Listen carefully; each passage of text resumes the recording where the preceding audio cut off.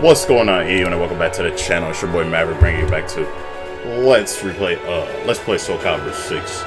We're doing Zasamel's story arc, Prologue, Soul Age.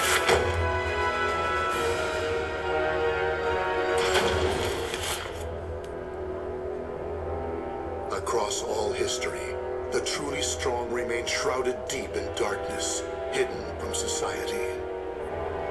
They carefully erase all traces of their existence, so that when later generations look back on history, it is as if they were never there. But sometimes, even the most perfect plans to erase one's tracks leave unexpected loose ends. This tome was one of those loose ends, left behind in charred ruins.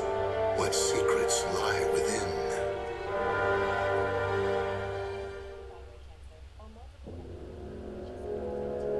Zasalamel created me.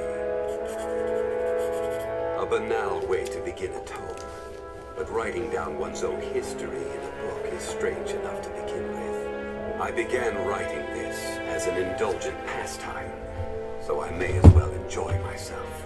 Now, about the cursed sword known as Soul Edge. Be right back, y'all read the cutscenes. Recorded secrets in this very tome. However, I must exercise caution. A fitting end awaits all who seek the cursed sword. Some may laugh and call this an exaggeration. Should anyone who has held that sword ever read this tome, though, I'm certain they'll agree with me. The origin of Soul Edge is a mystery. Legend says it was once an ordinary sword, void of any power. But after fighting on countless battlefields, it gathered a great deal of negative power, until a curse fell upon it. That much is true. All who took Soul Edge in their hands became slaves to the blade, murdering until they bled their last drop of blood. That is why so few know of it, despite its appearances time and time again throughout history. Until, that is, an age long past, when there appeared a man with a mind powerful enough to resist the sword's control. He was known as the Hero King. Algo. His name was Algo.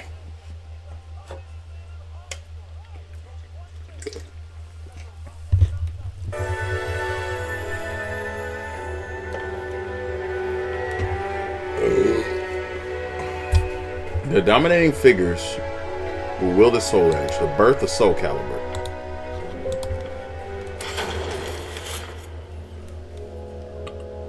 In that ancient age, great change came only through war. Thus, controlling Soul Edge meant ruling the world. The Hero King, being the man he was, one could say it was inevitable that he would bring peace to this warring world. I won't record the Hero King's name here. Someday I may decide the time is right to reveal it. We already know Zasalamel. It's Algo. Now. It is said the Hero King lost Soul Edge due to his jealous son. After the Hero King killed his son, the spirit sword Soul Calibur was born from the remnants of the cursed sword. Indeed, the cursed sword and the spirit sword both come from the very same steel. While the name Soul Edge is known to a select few, the name Soul Calibur is known to almost no one. There is a reason the spirit sword was never revealed to the world. Some say the Hero King created the spirit sword, but the truth is that the Hero King risked his life and failed. Those who would carry on the dead king's wish and perfect Soul Calibur were to come later. They were known as the guardians of the spirit sword. Like a thief in the night, they took the spirit sword and withdrew into the dark recesses of history. They told others of the Hero King's spirit sword, and that they were going into hiding to both prevent Soul Calibur from being used for evil, and to prepare for the threat of Soul Edge.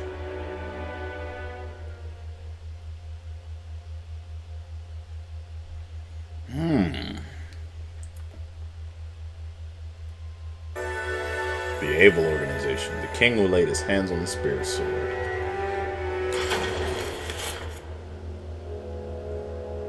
The guardians of the spirit sword only entrust Soul Calibur to a select few. One recent example was a king from medieval Europe. Born in Britain, the king used the spirit sword to rule a large swath of Europe. I'm skeptical as to whether the king ever truly existed, but assuming the tales are true, he was somehow connected with the guardians of the spirit sword, from whom he received the blade. Also, it would be reasonable to assume the king fought with the one who possessed the cursed sword and won. After the king's death, though, no one knows what happened to the spirit sword. Perhaps we should assume it eventually found its way back to the guardians of the spirit sword. But it should be noted that their power had dwindled greatly by that time. At the same time, there were those who awaited the second coming of the king.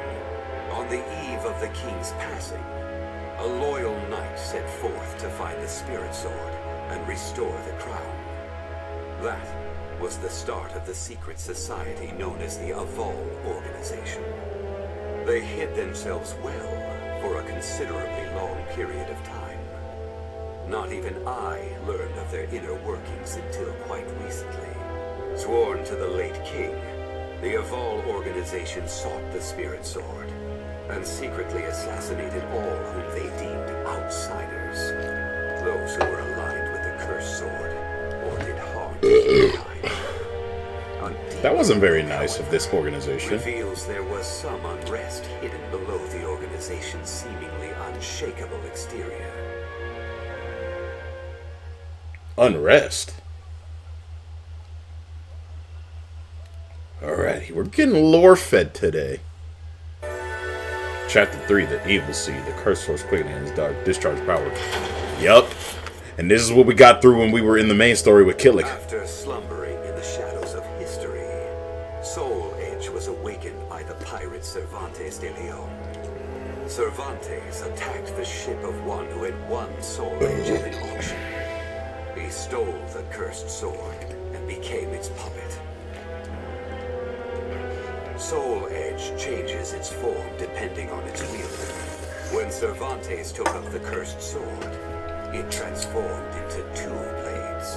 And after nearly 30 years of slumber, it caused that terrible catastrophe. Cervantes and the cursed sword were defeated by a female warrior, and one of the blades was destroyed.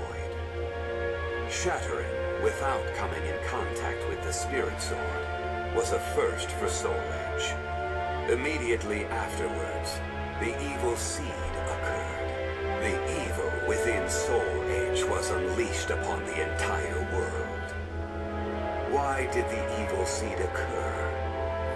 What havoc did it wreak where it landed? Not even I have any way of discerning this. But one thing is certain.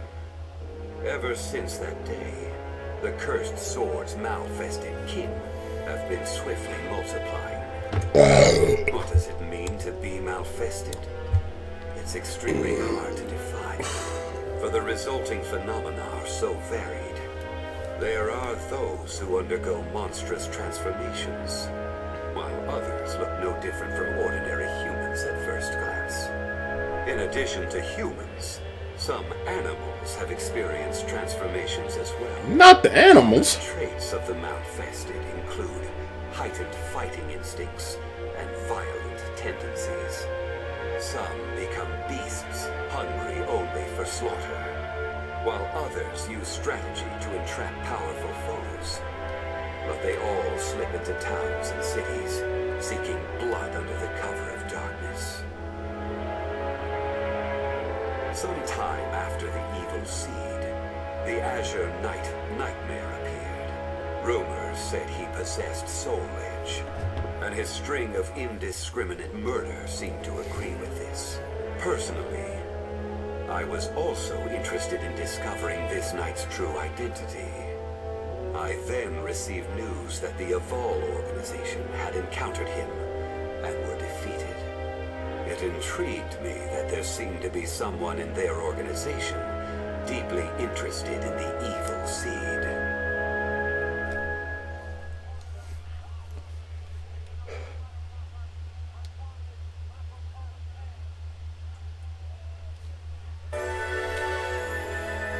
The 3 sacred treasures. Alrighty, Zasamel's pretty much given us a recap here. While Soul Edge has appeared constantly throughout history, Soul Calibur's whereabouts are still shrouded in mystery. In time, I lost interest and gave up trying to search for any traces of it. But after resuming my search later, I found that it had been taken to a temple in the east at some point. With it were taken a staff able to absorb all manner of energy, and a mirror capable of purifying evil. These sacred treasures were used to create Soul Calibur and amplify its power. No one knows what had happened to the guardians of the Spirit Sword, but they must have met with ruin, losing the Spirit Sword and their other treasures. As for the temple, it later became Ling Sheng Si, a famous martial arts dojo that worshipped the Spirit Sword and the other weapons as the 3 sacred treasures. But now the Spirit Sword is no longer there. The evil seed deeply affected Ling Sheng Si, and most likely caused it to attract evil energy. Its martial arts students were soon overcome by madness and battle lust, and ended up killing each other. The temple fell in a single night. Therefore, no one knows what happened to the Spirit Sword. Only one student of Ling Sheng Si survived. While the survivor didn't possess Soul Calibur, there was clearly merit in looking into him. What powers did he possess? What could he accomplish? I was deeply intrigued. Yeah, so now he's gonna look for Keelik.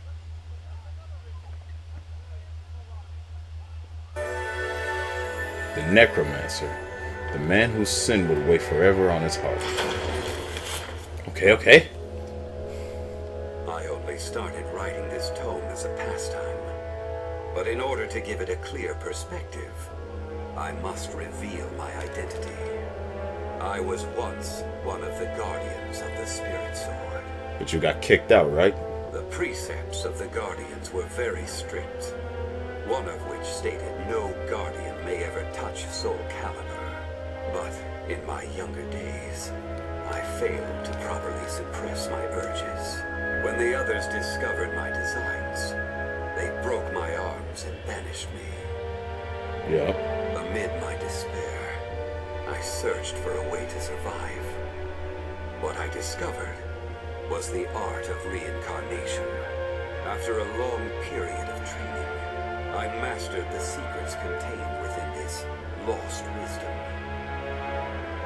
I reincarnated myself over and over again, and became an entity that could transcend generations. At first, I didn't realize the price I would have to pay for eternal life. For every time I reincarnated, I experienced the pain of death. It felt like my soul was being crushed. It is hard to put such pain and suffering in words. Indeed, I hadn't managed to completely escape death. No matter what one may accomplish in life, death remains inescapable. My bodies have lain in countless graves, but my soul will never rest in peace. You mean your spirit? So it was that I came to yearn for the final eternal death I could never have. And such desire began to corrupt my everlasting life. Gradually, I began to seek out death itself.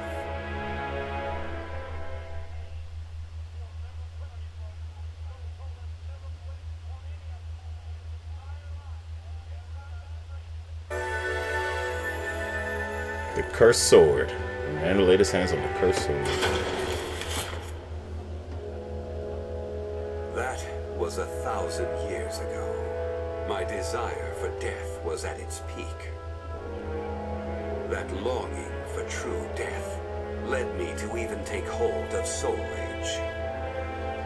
Wisdom, power, battle lust. In those days, I felt I could do anything. But when it was over, I was forced to confront just how prideful I had been. As a puppet of the cursed sword, I kept fighting to my last breath. And for what? I fought in an age of endless war that spanned the world, all to establish a certain dynasty. That is all I'll say on the matter. I've lived as every type of person. Old, young, man, woman. But I've never felt as much joy as when I wielded that power. However, not even the cursed sword could free me from the chains of samsara. And so I died, and was born again into this world.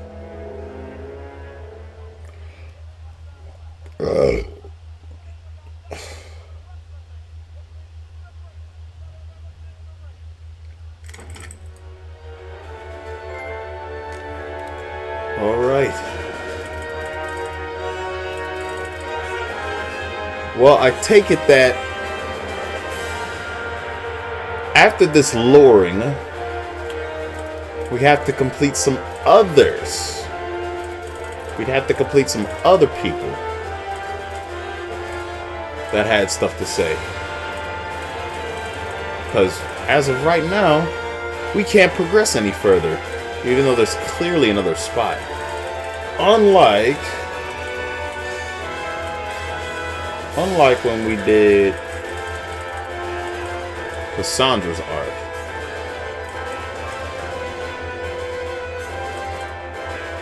I take it that we have to complete other pieces of this. So I'll tell you what.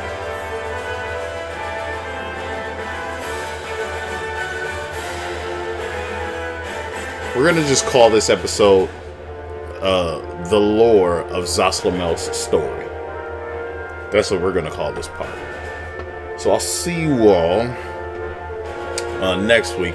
I don't know which character I'm going to cover next week, but you'll see when it happens. Until then, y'all be good. Love you guys. Deuces.